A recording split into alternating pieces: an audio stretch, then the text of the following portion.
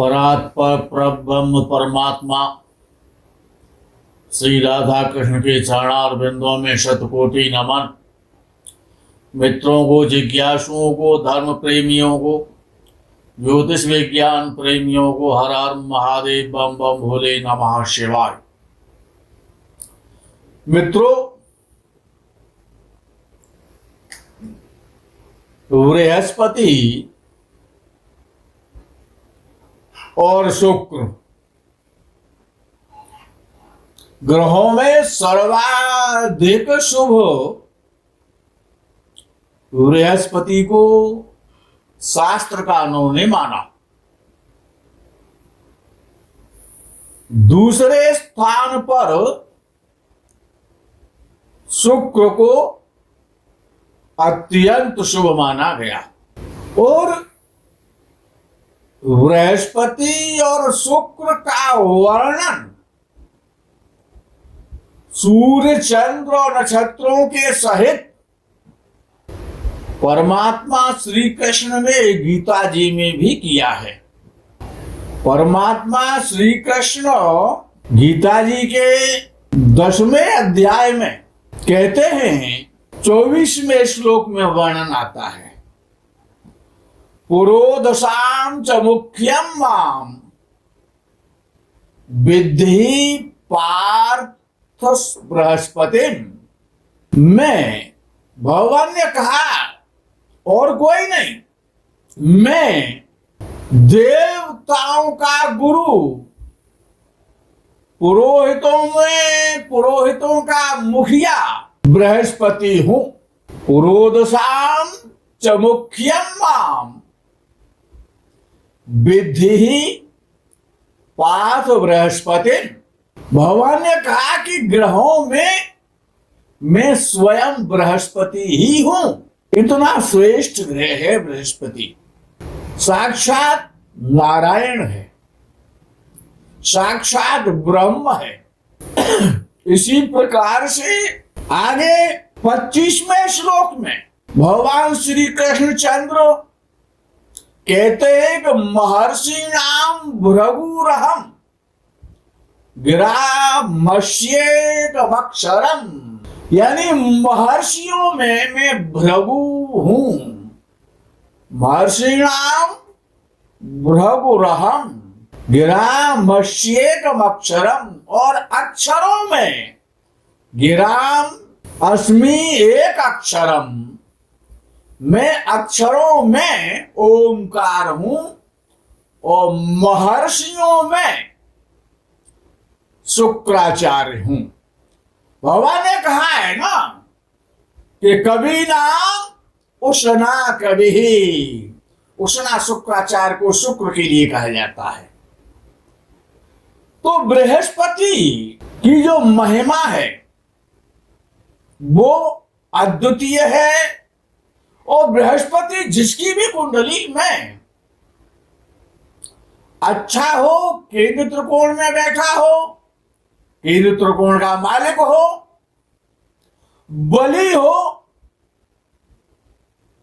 तो जातक को आनंद से प्रफुल्लित कर देता है, जीवन आनंद युक्त हो जाता है, आशावादी बना देता है, निराशा को पास नहीं फटकने देता है, उदार चरित्र बनाता है। उदार चरिता नाम वसुधैवतु कुटुंबकम, ऐसा उदार चरित्र बनाता है, सहनशील बनाता है, बड़ी बड़ी योजनाओं पर कार्य करने वाला, बड़ी बड़ी योजनाएं बनाने वाला बनाता है बृहस्पति। सामाजिक बनाता है और सोशल वर्कर बनाता है, समाज के द्वारा वो यशस्वी बनाता है, यश प्राप्त कराता है। सहजता से, सरलता से कार्य करने वाला और दयालु होता है वो व्यक्ति जिसकी कुंडली में बृहस्पति बली होता है। जातक जिसका भाई बृहस्पति बलवान है, ऐसा जातक अपने ज्ञान के द्वारा, अपने बौद्धिक शक्ति के द्वारा, अपनी सरलता के द्वारा, अपनी उदारता के द्वारा, अपने शील और स्वभाव के द्वारा दूसरों को सम्मोहित कर देता है। सम्मोहित करने वाले व्यक्तित्व का स्वामित्व देता है बृहस्पति। प्रत्येक विषय में श्रेष्ठता, विद्वता और सदगति को प्रदान करने वाला है बृहस्पति।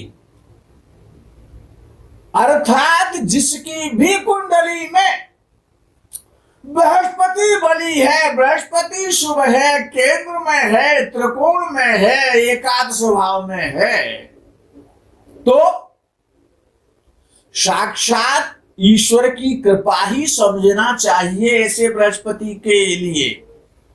विद्वता और सदगति धन से नहीं मिलती है, ज्ञान से मिलती है, शील से मिलती है, सदाचार से मिलती है और उदारता से मिलती है। चतुर्थ भाव में स्थित बृहस्पति भी विद्वान कहते हैं केवल खुशियां ही देता है। बृहस्पति साक्षात धर्म है, धर्म का मूल है। आध्यात्मिकता, अंतःकरण का ज्ञान यानी आंतरिक ज्ञान, सत्यता, सत्य बोलना, सत्याचरण करना, सत्य के मार्ग पर चलना, दूसरों को भी सत्य के मार्ग पर चलाना, न्याय करना, अन्याय के सख्त खिलाफ है। कौन? बृहस्पति। दया की भावना का एकमात्र स्रोत है और मूल है बृहस्पति। यदि बृहस्पति कुंडली में अच्छी स्थिति में हो तो इसे भगवान की कृपा और आशीर्वाद ही समझो। लग्न में बृहस्पति दिग्बली होता है, क्योंकि जब लग्न में बैठता है तो पंचम भाव को देखता है, सप्तम भाव को देखता है और भाग्य भाव को देखता है। लग्न में जब बृहस्पति स्थित होगा, पंचम भाव को देखेगा, तो अर्थात पंचम भाव क्या है?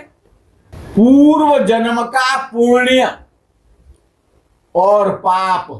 पूर्व जन्म का पुण्य ही पंचम भाव है। नवम भाव इस जन्म का भाग्य, पंचम भाव पिछले जन्म का भाग्य। परिणाम स्वरूप जब लग्न में बृहस्पति होता है तो हजारों हजार पापों को भी धो डालता है, नष्ट कर देता है। ऐसा बृहस्पति यदि नीच राशि का हो जाए या शत्रु राशि में हो जाए तो अर्थात व्यक्ति ने पूर्व जन्म में अच्छे कर्म नहीं किए हैं, फल तो भोगना पड़ेगा।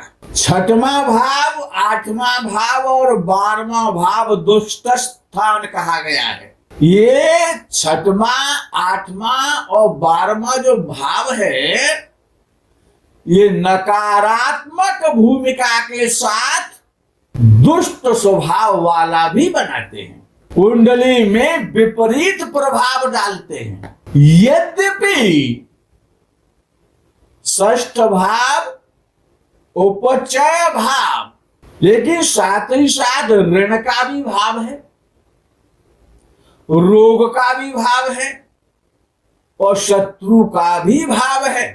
अष्टम भाव क्या है? दुर्घटनाओं का भाव है। गंभीर लंबे समय तक पीड़ा देने वाले, कष्ट देने वाले, बर्बाद करने वाले जो रोग होते हैं, गंभीर रोगों की सूचना देता है अष्टम भाव। जो भी चोरी के द्वारा हानि होती है, चोरों का भाव है अष्टम भाव, चोरी का भाव। विघ्न और बाधा, रुकावटों का भाव, क्षति का भाव, हानि का भाव और मृत्यु का भाव अष्टम भाव है। द्वादश भाव 6, 8 और 12 ये 3 भाव बहुत गलत है। व्यय भाव यानी 12वां भाव, तो व्यय यानी कि अपव्यय, खर्चा, व्यय कराना, हर चीज का व्यय, चरित्र का व्यय, शरीर का व्यय, धन का व्यय, मान का व्यय, सम्मान का व्यय, हर चीज का व्यय, विनाश, विनाश का भाव है। हानि का भाव है द्वादश भाव और पतन का भाव है द्वादश भाव। मित्रों, ये भाव ही दुष्ट नहीं है, इनके स्वामी भी परम दुष्ट होते हैं। ये जो घर है 6, 8 और 12, इनके जो स्वामी हैं वो भी दुष्ट हैं और भाव भी दुष्ट हैं। जिस भाव का भी स्वामी कुंडली के शेष भावों में से किसी भी भाव का स्वामी 6वें, 8वें, 12वें भाव में यदि चला जाता है तो वो जिस भाव का स्वामी है उसी भाव को नष्ट करता है, उसी भाव संबंधी कष्ट देता है, क्लेश देता है, पीड़ा देता है। लेकिन किसी भी भाव को बुरा या दुष्ट भाव इतनी सरलता से मान लेना, उसके स्वामी को दुष्ट कह देना, ये तर्क की कसौटी पर खरा नहीं उतरता है। अर्थात 6, 8, 12 में कोई तो गुण होगा। तो विद्वान कहते हैं यद्यपि सभी भाव ऋषियों के द्वारा प्रतिपादित निर्णीत भाव हैं, दैवीय सिद्धांतों के एक भाग हैं, 6वें, 8वें, 12वें भावों को भी कुछ विशेष कार्य होते हैं, वो भी ध्यान रखनी चाहिए। बुराई में भी कहीं अच्छाई तो छुपी होती है, उसको ढूंढना है। तो षष्ठ भाव में अच्छाई क्या है कि वो विजय का प्रतीक है। वो भाव और उसका भावेश विजयी बनाते हैं। किसमें? युद्ध में विजयी बनाते हैं, वाद विवाद में विजयी बनाते हैं, न्यायालय में विजयी बनाते हैं, शत्रुओं पर भी विजय प्राप्त करवाता है षष्ठ भाव। और षष्ठ भाव का स्वामी यानी विजय को देने वाला, जय को देने वाला भाव है षष्ठ भाव। अष्टम भाव क्या है? मोक्ष, क्योंकि वो त्रिकोण का एक महत्वपूर्ण भाग है। और मोक्ष कब मिलता है? जब योग के माध्यम से कुंडलिनी का जागरण हो जाता है। जो शरीर में कुंडलिनी जागरण के लिए अच्छा, सबसे अच्छा भाव है अष्टम भाव। कुंडलिनी के जागरण के लिए कुंडली का जो योग में जो कुंडलिनी का वर्णन आता है, और जो बहुत गहन से गहन जो रिसर्च है, खोजे हैं, आवश्यक गहन खोजे, साइंटिस्ट विद्या, अष्टम भाव और अष्टमेश साइंटिस्ट बनाते हैं, गहन खोज। और द्वादश भाव मोक्ष, अंतिम सत्य। द्वादश भाव और द्वादश भाव का स्वामी मोक्ष के प्रतीक हैं। ये इन भावों की अच्छाई है। इसके अतिरिक्त तो 6, 8, 12 में कोई भी बैठ जाए, या इनका स्वामी 6वें, 8वें, 12वें भाव का स्वामी किसी भाव में बैठ जाए, वहीं पर हानि करेगा, वहीं पर दुष्टता करेगा, वहीं पर अपनी मक्कारी करेगा। सामान्य नियमनानुसार, सामान्य नियम के आधार पर यदि ग्रह शुभ ग्रह के नक्षत्र, और शुभ ग्रह कौन से?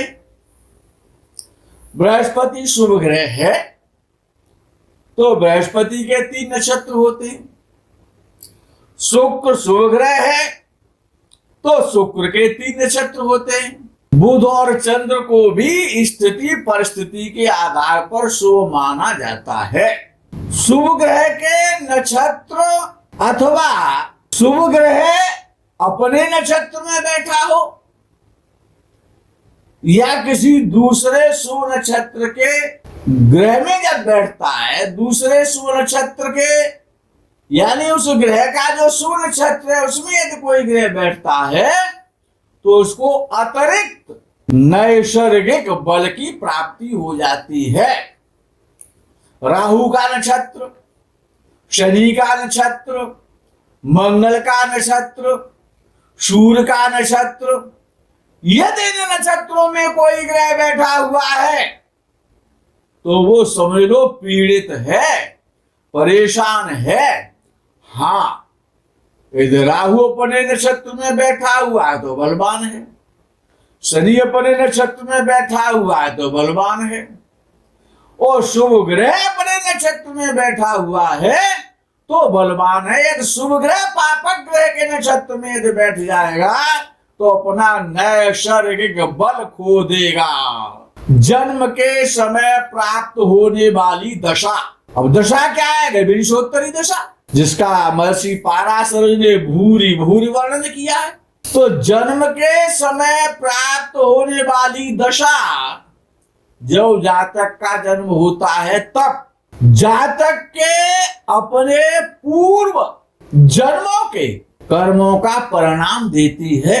इस जन्म के कर्मों का नहीं, पूर्व जन्म के कर्मों का जन्म समय की जातक की दशा उसको परिणाम देती है। यदि कोई जातक जीवन की प्रारंभिक अवस्था में अच्छे ग्रहों की दशा, अच्छे ग्रहों की दशा कौन सी मानी जाएगी?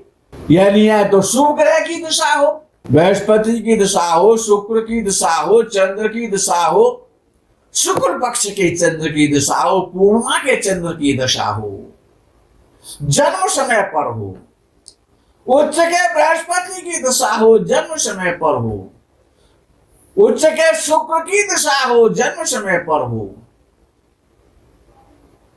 उच्च के बुध की दशा हो, जन्म समय पर हो, और ग्रह भी बलवान हो, या शुभ ग्रह की दशा हो जन्म के समय पर, बाल्यावस्था में, पुंसी अवस्था में, बाल्यावस्था में, छात्रावस्था में, जहां पर एजुकेशन का समय होता है। शुभ ग्रह की दशा होगी तो बहुत अच्छा अध्ययन होगा, बहुत अच्छी शिक्षा प्राप्त होगी। लग्नेश की दशा भी अत्यंत शुभ मानी जाती है छात्रावस्था के समय पर, या फिर भाग्येश की दशा, लग्नेश की दशा, भाग्येश की दशा, बृहस्पति की दशा, शुक्र की दशा, पंचमेश की दशा, अगर इन दशाओं में से कोई भी दशा काल जन्म के समय पर, जीवन के शुरुआत में यदि वो दशा काल आता है तो जातक अच्छी शिक्षा प्राप्त करता है, परिणाम स्वरूप अच्छा धन प्राप्त होता है, अच्छे धन की संभावनाएं, अच्छे जीवन की संभावनाएं प्रबल हो जाती हैं। पंचम भाव पूर्व जन्मों के कर्मों को दर्शाता है कि आप क्या करके आए हैं।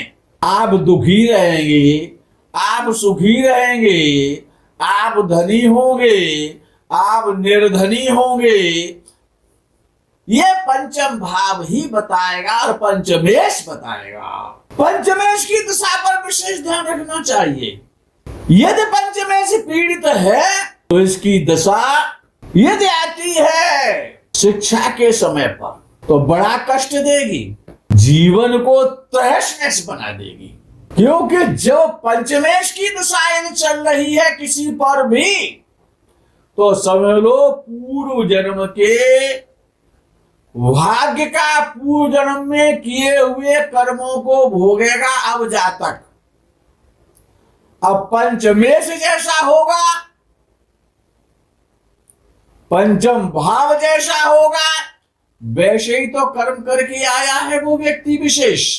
तो पंचमेश की दशा पूर्वजन्म के शुभ और अशुभ, पाप और पुण्य कर्मों को दर्शाती है। वो ही प्रकाश में आएंगे। उच्च का ग्रह लगन का स्वामी लगनेश और दशम भाव का स्वामी दशमेश, नवम भाव का स्वामी नवमेश अर्थात भाग्येश की जब दशाएं जीवन में आती हैं तो सबसे अधिक श्रेष्ठ, उत्तम और उन्नति देने वाला फल प्राप्त होता है। और दशा का विषय प्रारंभ है, दशा का समय चल रहा है।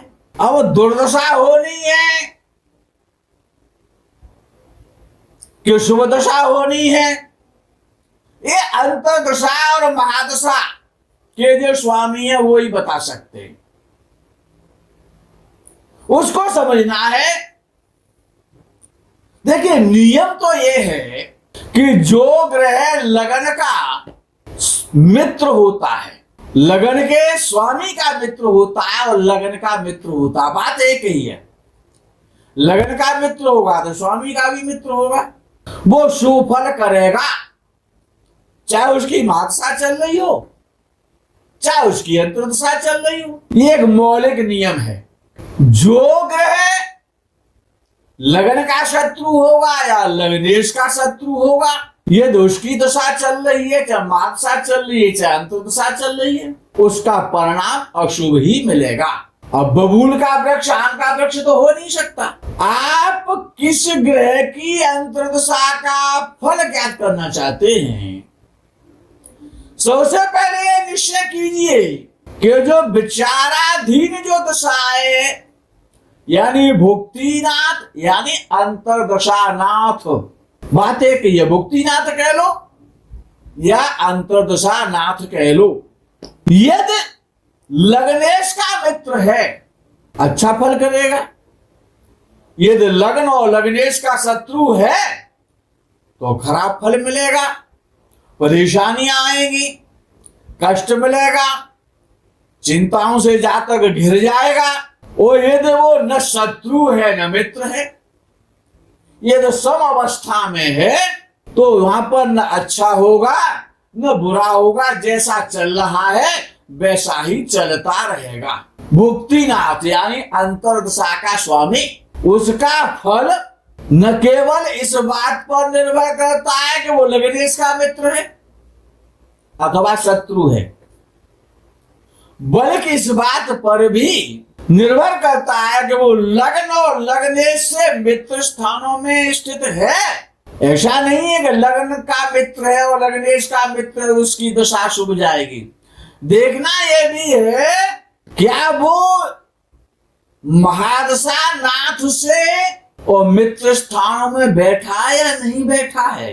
यदि मित्र स्थानों में है तो अंतर्दशा नाथ सुफल करेगा, और यदि भुक्त महादशा नाथ से अंतर्दशा का स्वामी शत्रु स्थानों में है तो कष्ट देगा, सीधा सा सिद्धांत है। भुक्तिनाथ सुफल करेगा, केवल तात्पर्य इतना है कि उस भाव का सुफल करेगा जिसका वो स्वामी है। अगर वो पंचम का स्वामी है भुक्तिनाथ तो पंचम का ही शुभ फल करेगा, पूरी कुंडली का ठेका उसके पास नहीं है। जो ग्रह जिस भाव का स्वामी है, महादशा चले अंतर्दशा चले प्रत्यंतरदशा चले, अपने भाव का ही फल करता है, याद रखना। मित्रों वीडियो बड़ा हो जाएगा, समय की पाबंदियां लगी हुई हैं। यहीं पर विराम। हर हर महादेव, बम बम भोले, नमः शिवाय, जय गो माता की।